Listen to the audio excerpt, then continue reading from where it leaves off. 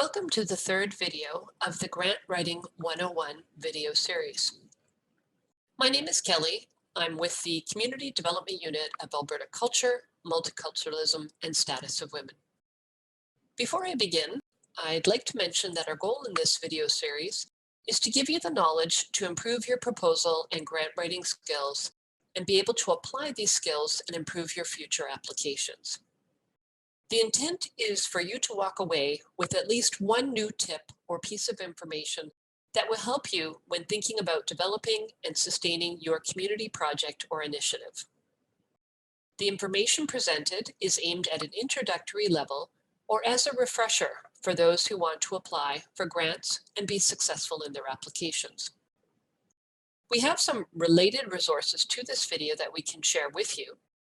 In the description of the video, there's a link to the Grant Writing Toolkit that provides additional links and resources we think are helpful for you and your nonprofit organization as you're planning for your grants.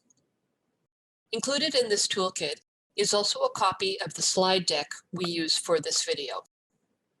You can also hit the subscribe button down below and turn the notification on to subscribe to our YouTube channel and get notification about upcoming videos. I'd also like to mention before we start that the information offered in this video and the related materials are not intended to constitute consulting or other professional services of any kind. We are not funders, nor do we have any authority or oversight over funding decisions.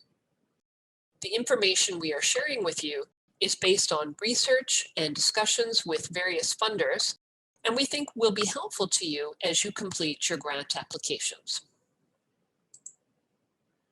By the end of part 3 of this Grant Writing 101 video series, you will be able to identify various funding sources, types of grants, and where to look for them.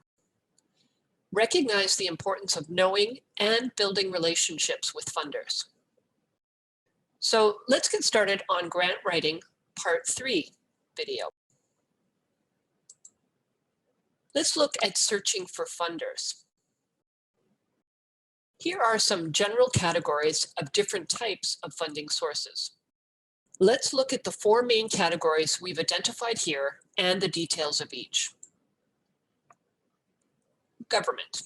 Typically, the program areas are well defined and the government bodies that offer grants are committed to making an award, meaning they don't typically cancel a grant competition unexpectedly. These grants are competitive and usually reviewed by a committee. For example, the members of the committee review all of the grants and score them according to the criteria that the funder has. If your application is successful, it typically results in a grant or contract. Corporations. The motivation for a corporation to grant money is out of enlightened self-interest and/or a sense of corporate social responsibility. They want to give back to the community and be seen as good corporate citizens. However, unlike government, corporations are not committed to giving away money. There is a strong preference for grantees to align with the corporation's internal goals and objectives. The bottom line is important, meaning if the corporation has had a profitable year, there is a higher likelihood that they will donate money to nonprofits in their community. However, getting dollars from corporations when profits are down or during hard economic times is more challenging. If your application is successful, the result typically may be a grant or contract. Foundations. Foundations are registered charities, and there are 3 types of charities in Canada. 1, private foundations. Secondly, public foundations. And 3, charitable organizations. Canadian foundations are a diverse group of funders that are distributed across the country and usually have their own trustees or board of directors to govern them. Foundations contribute close to $6 billion to qualified donees every year, and they focus on a wide variety of issues and program areas. Their grant programs don't typically include a review committee, but they do have their own internal grant review processes. They also rarely fund operating costs. If they do give money, it's typically in the form of a grant. Associations. Associations generally think of themselves as membership-based organizations, and their primary focus is providing services and benefits to members of a specific group. For example, a professional association, trade group, or industry-specific association. The funding that these associations provide may be available through local, provincial, and/or national chapters. Grants or requests for sponsorship from associations can be competitive, but they may also consider giving in-kind contributions. If your application is successful, the result is typically a grant or maybe a sponsorship. Okay, let's move on now to categories of grants. It's a good idea to develop an understanding of the different types of grants because they have different criteria and funders design them with different parameters in mind. The first category we'll look at is general purpose or operating grants. General purpose or operating grants are the grants that funders give you to support your organization's overall mission. They trust that you'll use the money in the best way you see fit. Now, I need to say that these types of grants are rare. Program or project grants are by far more common and are generally restricted. This means that they must be used for the specific project that the funder has approved. Program or project grants typically include several subcategories. So planning grants. These grants support the initial project development. To plan a major new program, you may need to spend a significant amount of time and money to figure out what it's going to look like. Funders recognize this, and they may offer these types of grants to address the planning of a new program or project. Seed money or startup grants.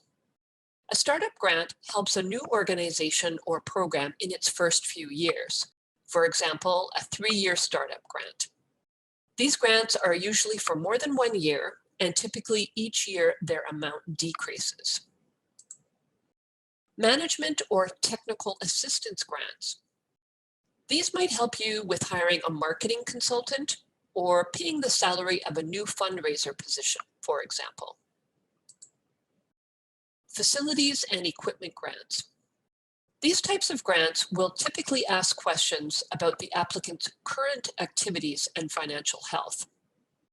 But these grants also ask questions about the applicant's financial and program plans over the next several years.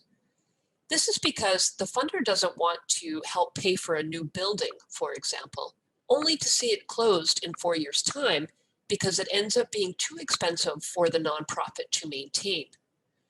So funders want to make sure an applicant's work or project is sustainable before awarding the group money. Endowment grants. This type of grant is usually found in charities that have large physical plants, such as hospitals and universities. For endowment grants, the funder wants to be sure that its gift will stay in the endowment earning interest and that it's not taken out to cover annual operating costs, for example. Lastly, another category-ish of grants are those that involve in-kind donations. In-kind donations are donations of goods, services, or time instead of actual cash. It's important to remember that grants are not necessarily always cash money. You could receive an actual fridge instead of the money to purchase a fridge. This kind of in-kind donation has the effect of freeing up some of your own money and therefore allows you to purchase something else you need. In the toolkit, you can see a folder called Webinar Participant Suggestions for where to look for grants. In that folder, you can see the suggestions of our participants who have participated in our live webinars about the places where they usually look for grants, and there are many valuable suggestions among them. So let's talk a little bit more about where nonprofits should consider looking for funding. The first one is corporations or local industry. You can talk to Community Futures offices in your area. They may have a list of local industry options. Many corporations will fund projects in a community if they have an office there. The next one is community foundations versus private foundations. Both community and private foundations really do the same thing. They serve the community and provide grants to local charities.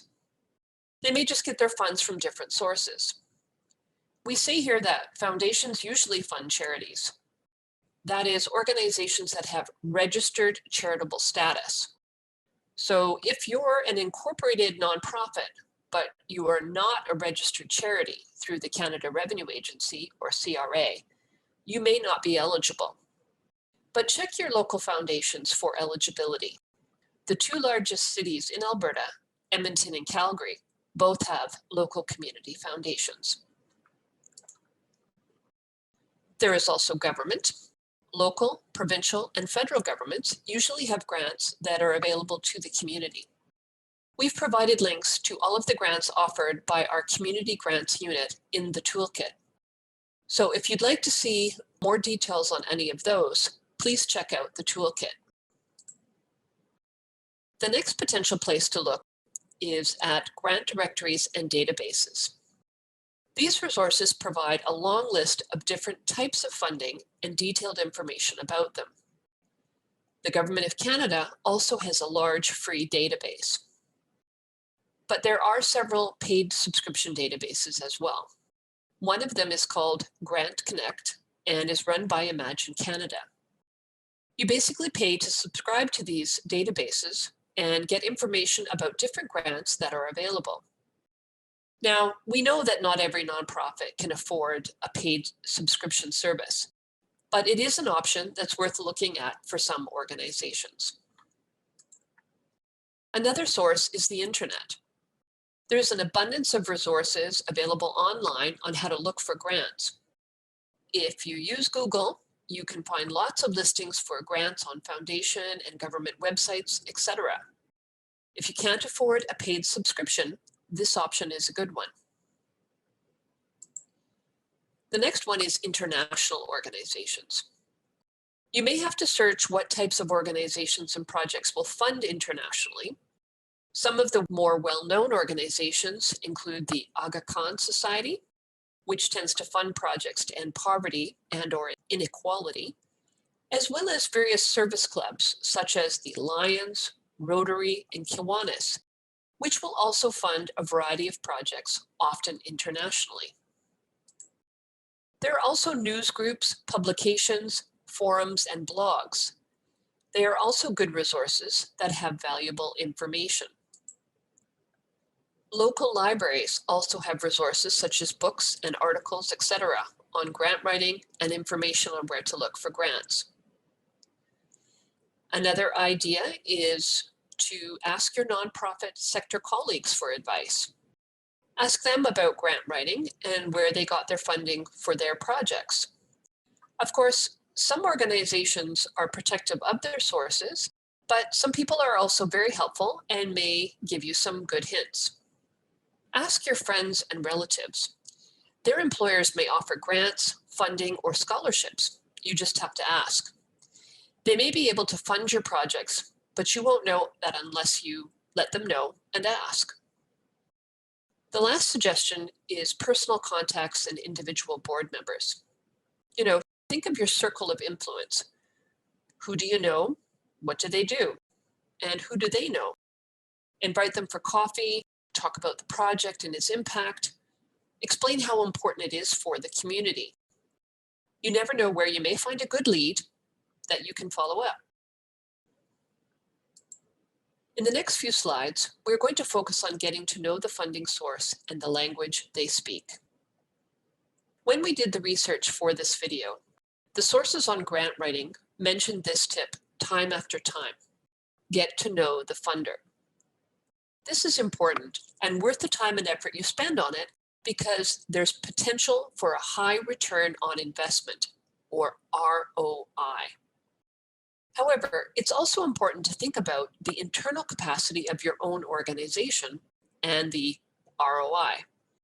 For example, if a funder is asking for a 20-page proposal and the grant is for a maximum $1,000, ask yourself first if it is really worth the time and effort you should put into it.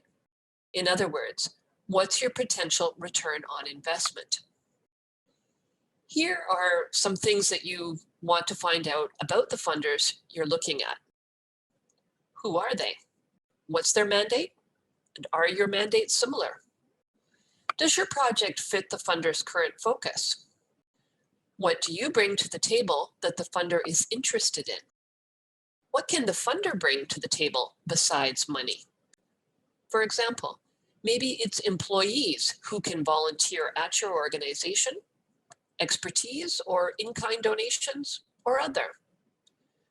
What are the grant application or proposal guidelines and deadlines? What is the format for applying for a grant or submitting a proposal? For example, hard copy or only electronic applications? Remember to check for this information on an annual basis because funders may change their focus each year depending on what they perceive to be the needs in their area. They may also change their deadlines depending on what they want to focus their funding efforts on. Pick up the phone or email them and ask questions. Plan your questions thoughtfully and be succinct. When you get clarity before doing all of the work and developing and submitting an application, you can save a lot of time for yourself and the funder. Make sure to find out if you are actually eligible to apply. Wouldn't you rather know that you're not eligible before you invest all that time and energy? And if you're not eligible, ask if the funder knows of any other opportunities. So next, let's look at how to organize all that research that you're doing into potential funders. This slide shows a tool that can help you organize all the information you collect on various funders and can help you when you're initially thinking of a project. An electronic version of this spreadsheet is included in the toolkit. This slide highlights some additional helpful tips. Funders prefer to fund projects that are expressed in simple terms and meet a clearly identified need or opportunity. In other words, have a clear focus, are easy to understand, have clearly defined purpose, goals, and objectives, and are complete. Funders are more likely to fund your project if you can show them that you have a plan to carry on the project or program even after the grant is finished. In other words, is your project sustainable? Funders want to give money to organizations that are aligned with the funder's own mandate, and organizations they trust have the capacity to successfully carry out the project or program. So you need to keep this in mind. What is it that you need to do in order to show the funder that you are a good return on investment for them? Funders are often risk averse. This means that they prefer to fund projects that have a sure outcome rather than investing in risky projects that they are not convinced have the potential to be successful or don't have a good plan to offset any inherent risks.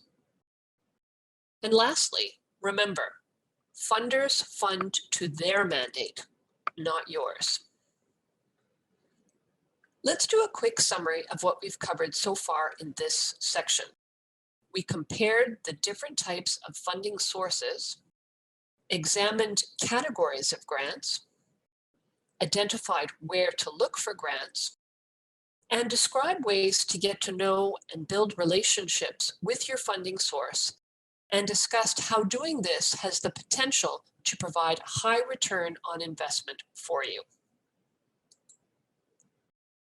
This brings us to the end of the third video on Grant Writing 101. Thank you for watching. Our contact information is on the slide, and they are in the toolkit as well. If you are in Alberta and have a question, you need further information, or would like to request our services, you can contact us through email or by phone. You can also contact the Community Grants Unit about various grants for nonprofit organizations from the Government of Alberta. You can access our website to know more about our resources and services. And if you want to be informed of our future services and resources, you could add your email address to our subscription form and you'll receive information about our services and resources as they become available. The link to the subscription form is in the description of the video as well. Thank you for your attention. Take care. And always remember that our communities have so much more because of everything you do. Thank you and bye for now.